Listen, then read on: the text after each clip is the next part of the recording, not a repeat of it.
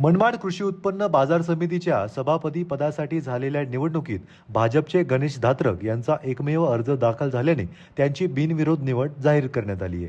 या निवडीमागे बदललेली राजकीय समीकरणे महत्त्वाची ठरली असून माजी आमदार संजय पवार यांनी धात्रक गटाला दिलेला पाठिंबा निर्णायक ठरलाय.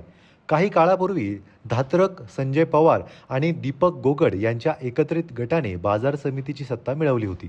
मात्र त्यानंतर झालेल्या राजकीय घडामोडींमुळे गटबाजी निर्माण झाली होती.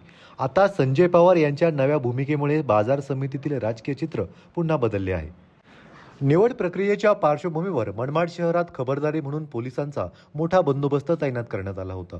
निवड जाहीर झाल्यानंतर समर्थकांनी जल्लोष करत आनंद व्यक्त केला. दरम्यान मनमाड बाजार समितीतील या राजकीय घडामोडींमुळे आगामी काळातील स्थानिक राजकारणात कोणती नवी समीकरणे तयार होतात याकडे आता सर्वांचे लक्ष लागले आहे. प्रतिनिधी विठ्ठल भाडमुखे, आपलं नाशिक.